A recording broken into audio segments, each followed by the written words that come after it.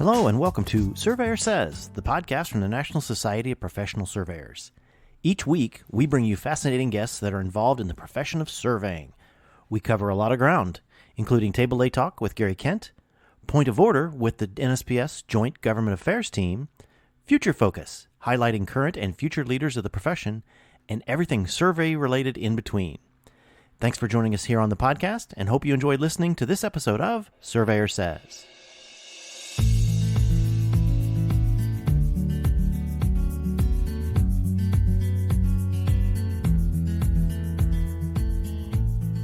Welcome, everyone, to this episode of Surveyor Says. This is Curt, Sumner, your host today. Doing a remote today, which is unusual for me. Thank goodness we have Tim Burch, our new executive director, who is much more savvy with all these things than am I. So he's sort of our board guy today. But as I told him before we got started, Tim, we'd love for you to join the conversation if you wish. But this is a particular podcast I've been excited about for a really long time. My guest today is Ron Nelms, by the way, and we're going to talk about Ron's book that he's published. And I can't remember how long ago it was that you and I began to talk about this project. It's been a while. And from day one, when you first told me what you were going to be doing, and I'll let you give the title here in a moment, but I was envious of the whole thing, because I think probably most of the people that are going to be listening to this podcast at some point in their career, whether they're old guys like me or younger guys, have given thought to, wouldn't it be really cool to tell my story?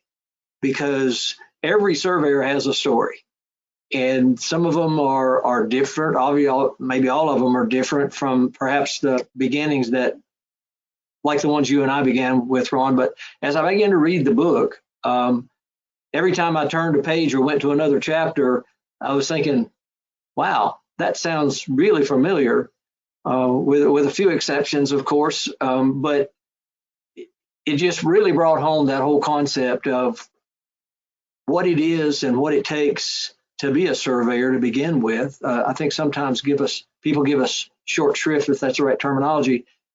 It's almost like, okay, you go buy an instrument and you go to work. I mean, that's all you need, right? But it isn't that way at all, and there's a lot of similarities in terms of timing and things that you went through, the jobs you did, and going through a good part of it as a married guy, and having a family, and all of those kind of things. A lot of us in our age group, I'm sure, will be able to relate to that, and I know I certainly did. So it was an excellent read for me, and one that was very exciting. So with that, maybe you can give our audience a little insight, Ron, into how this whole idea came about, and even going into the process of the obviously really short time it took you to get it done, right?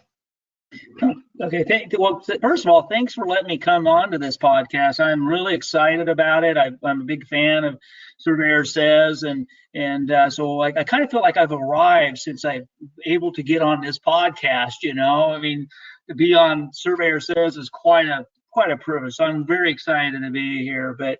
And I got to say, Curt, thank you for all the work you've done over the years for NSPS and promoting the profession. And I've been kind of watching you as you go through and doing just a fantastic job. And Tim has some big shoes to fill, but I think he's going to be able to hand it, and I think it's in capable hands. And I'm just excited about the NSPS and what they're doing. As far as a title, I decided to put it as putting big sticks by little sticks, and it's the reason for the title. I put it that way is because we as surveyors go out and we mark boundaries, we mark sewer lines or construction or whatever it is, and we write on the stick and say, this is what I want you to do. And each stick is kind of like a story of where you want the person to do. And so I started thinking, well, that's what our lives are. When we reflect back in life, we look back and we say, well, where's those sticks at? And so I can line up, and now you got a picture of what you want it to be, where you're at. So that's kind of what the title is. One of the things you always hear is say, well, here you put 4 sticks in the ground and you go and here's your bill. And the client says, well, that's a lot for 4 sticks, you know.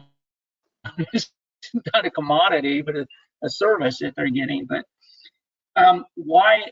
I think the reason is just like you said. I hear stories from other surveyors, and it's always you don't have enough time to tell it. You tell people why you're a surveyor and how you became one, and it's always quick. My dad was one, or I fell in love with it because I did the work out here, did that. So I got to think of it as, well, it's more than just 15 minutes of epiphany or something that arrives in us and we say, well, this is what I got to do. It's kind of a chain of events that take place in our lives, that how we're built. We all have a gift. We all have a talent, whether we're surveyors or not. And the point I'm trying to make in my book is that find that passion that you love to do. And that's where what you're meant to be. And what you're meant to do is you find out what you love and understand, or love, and what you're passionate to go for. And I just happen to find mine, and I feel fortunate, and I think a lot of surveyors do, and feel that way as well. So that's kind of why I wrote the book. Well, one day I got an idea. I was at a church, and I was telling one of our, survey stories we have all the time about some event. They're in the field and doing something, and I don't know if he said this because he just wanted to get out the door, but he says, well, why don't you write a book? If you want to read it later. And so it would take time, and he just wanted to get away, or he was serious. But I took him at his word, and I said, this is in 2010. And taking him at his word, I says, well, I'm going to start jotting down these stories.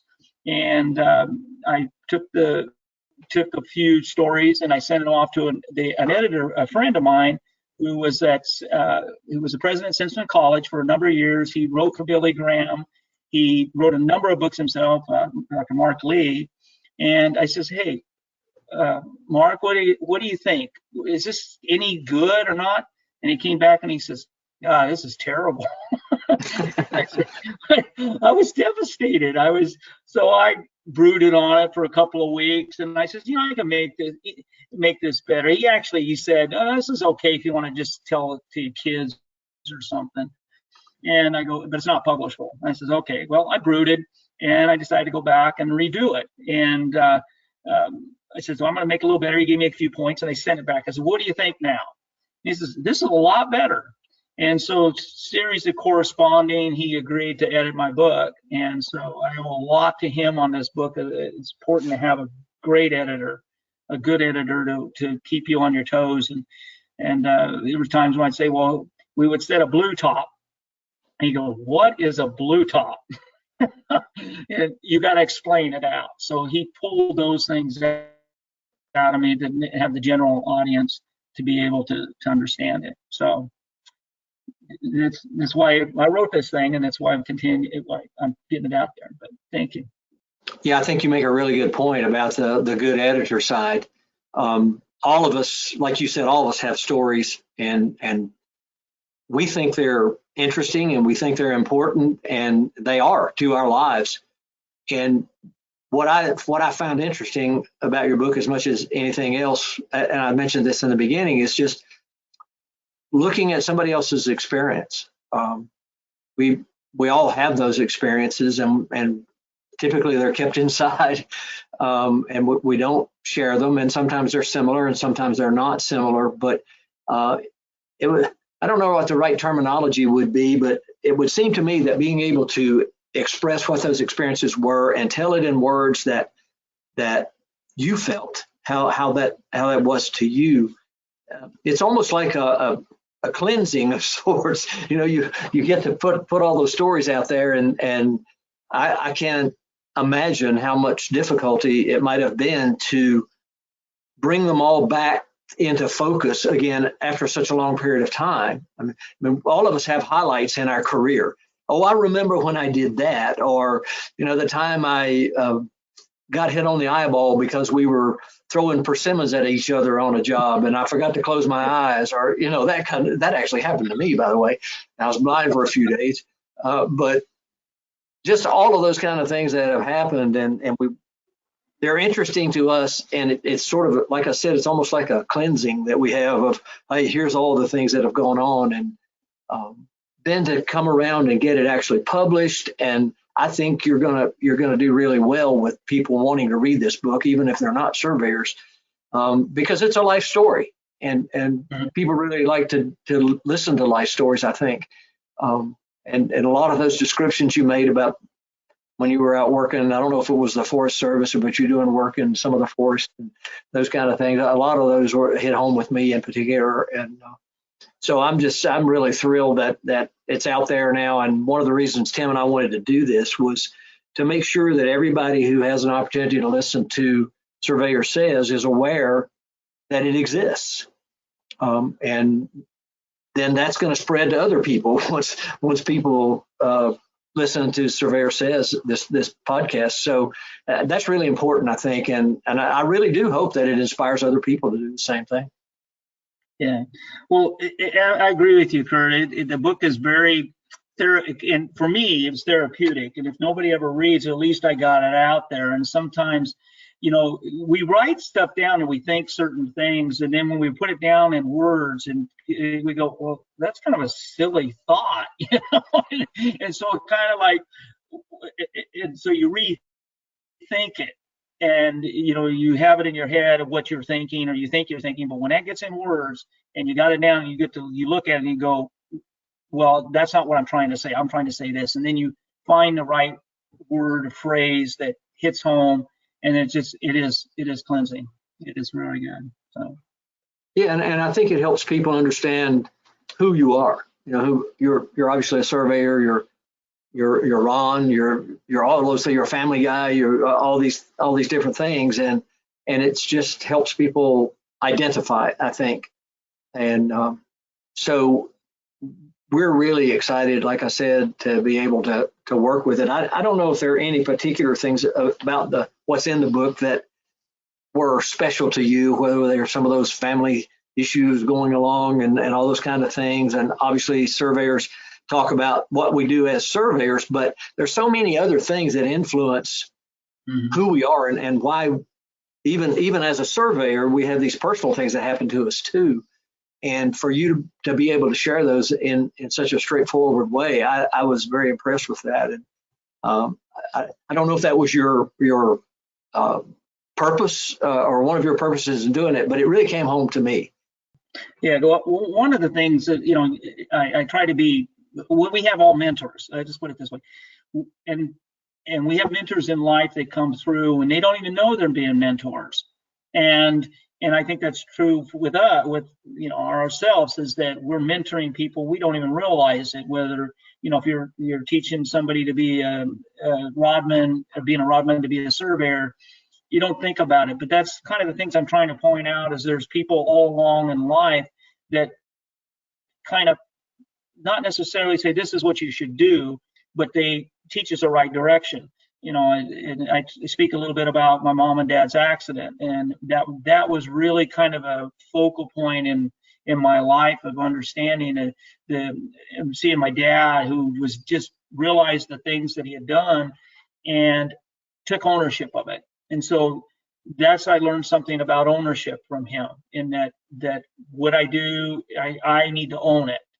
And going to my wrestling coach as well, I can't speak highly enough for that man who really taught me about how to compete and how to live life and watch life, not just on a wrestling mat, but also in real life situations. So all through, I had we all have that, and I don't think I'm just the only one. I think if people reflect, they'll look and see and look back on who these people were: teachers, coaches, party chiefs, or just employers or fellow workers, and we need to realize that they're there for a reason, I think.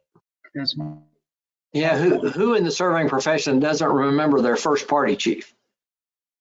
Yeah, that's it.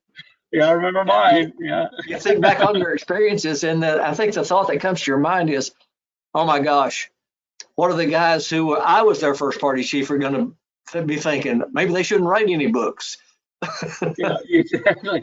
Well, I have a gentleman that works for me, and we go way back, and he's my party chief here in my business, and we talked about it. We have some younger people working with us, and we're sharing stories about the old days, and I would tell the younger ones, I said, one day you're going to be telling these type of stories, and you're going to have youngsters that are going to be looking at you going, yeah, with the same type of, so you're going to be there one day. So with these strange stories. Yeah, you bring up a really good point, Ron, and that is experiences, because in our age group, there's been such a transition in how things have been done. When I first started, we were kind of working like people did 100 years before us, almost, maybe not quite 100 years. And then in the short period of time, if you will, that I've been in the profession and you've been in the profession, it's just not even like the same thing almost in terms of gathering data and all that kind of thing, even research and the way we had to do it.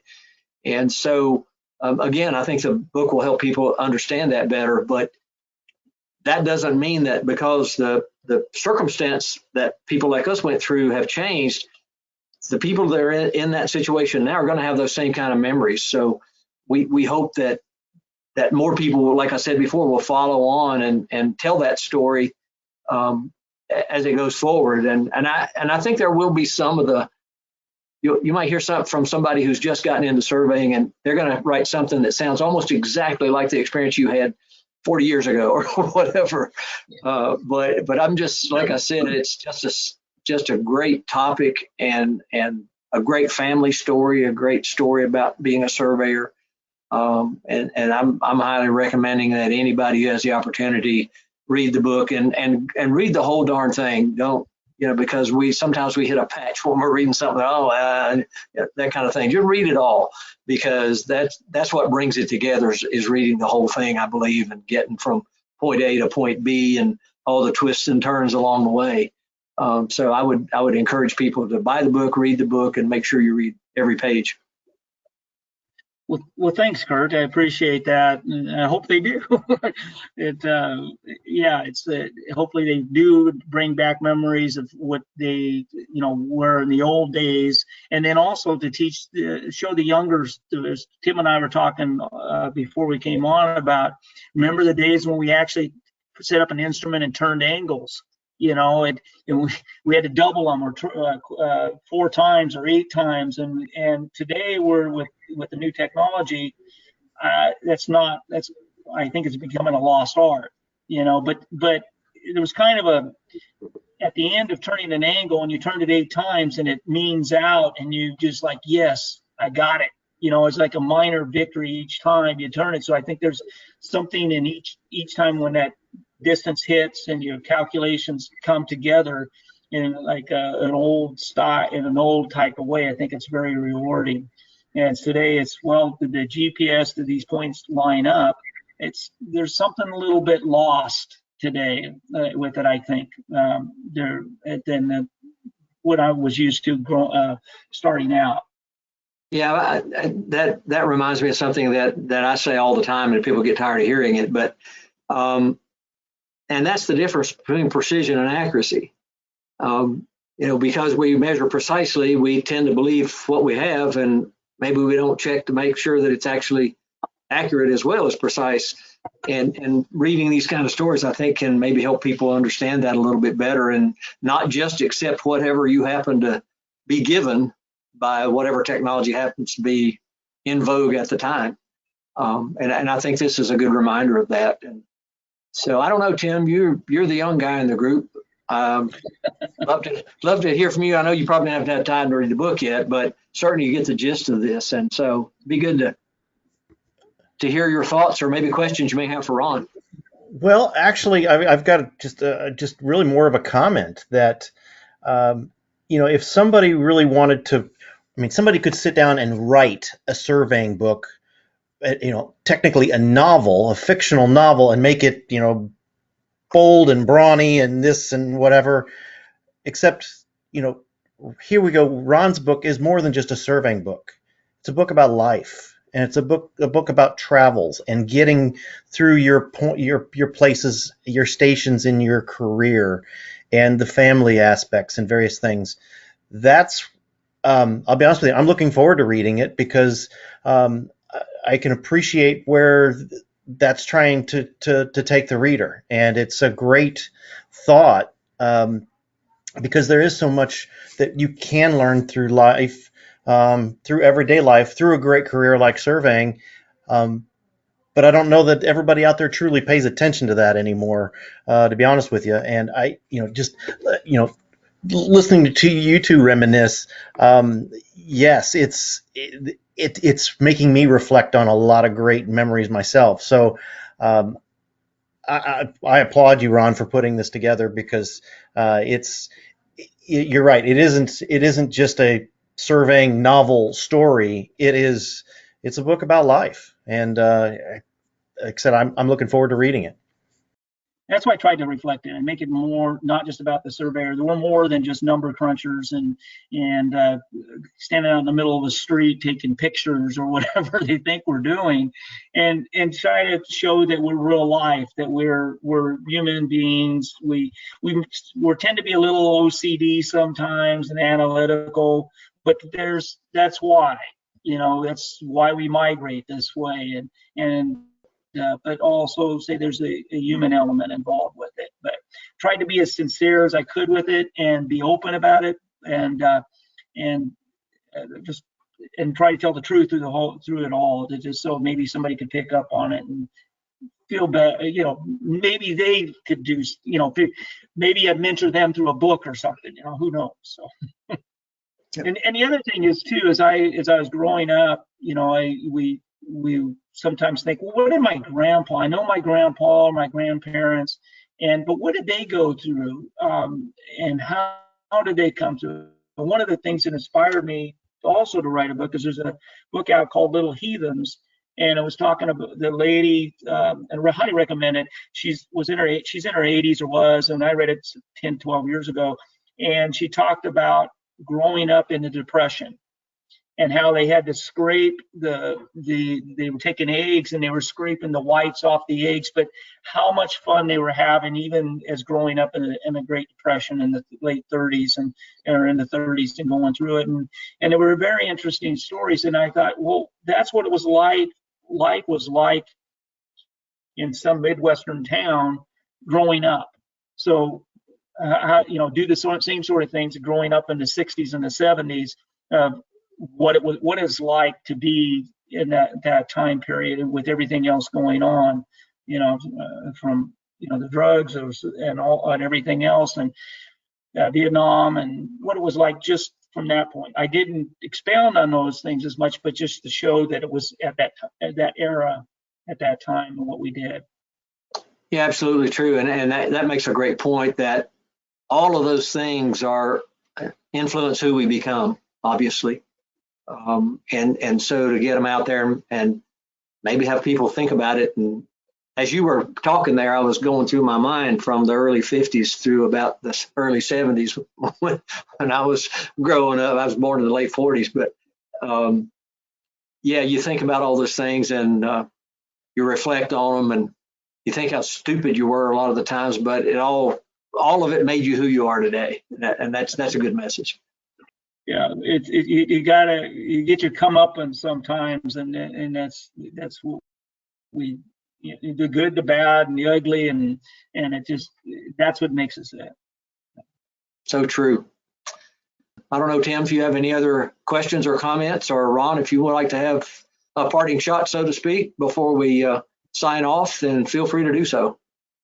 Well, hey, Ron, why don't you give us a little bit of some information about the book and where people are going to be able to find it. We're going to put links in our social media posts, but tell us how someone can go about finding this book.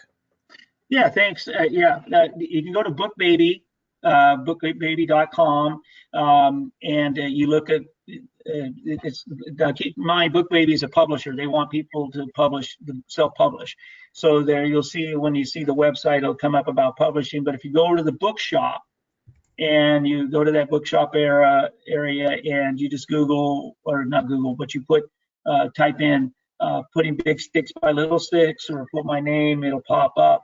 And it's also on Amazon and Barnes and Noble. You can get it there. I prefer you to go to BookBaby because they're the publisher, but that's where I would advise you to go, is BookBaby. You got it. We'll put those links along with that. And yeah, we're not telling people not to support the Amazon monster, but going through the publishers always that drives it home a little bit more worthwhile. So yeah, you have to support my publisher, right?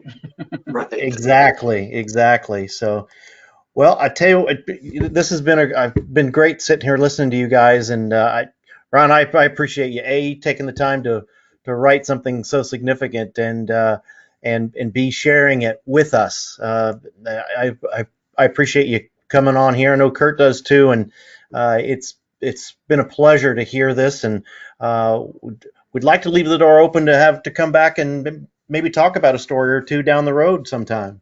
You bet. Anytime, gentlemen.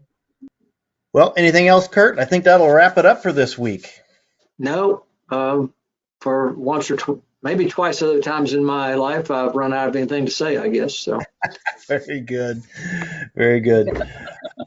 Well, that'll do it. That'll do it for us here on Surveyor Says. We got more great shows coming up, so stay tuned and subscribe, and we will talk to you soon. Thank you.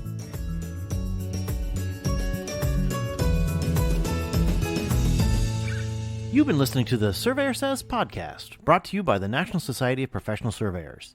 If you have any questions about today's episode or any other topic, please email us at info@nsps.us.com, and we are here to help.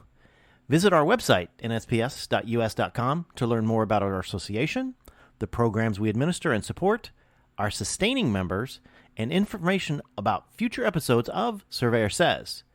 Subscribe to the podcast on iTunes, Apple Podcasts, Google Play, iHeartRadio, Spotify, as well as our podcast host, Podbean.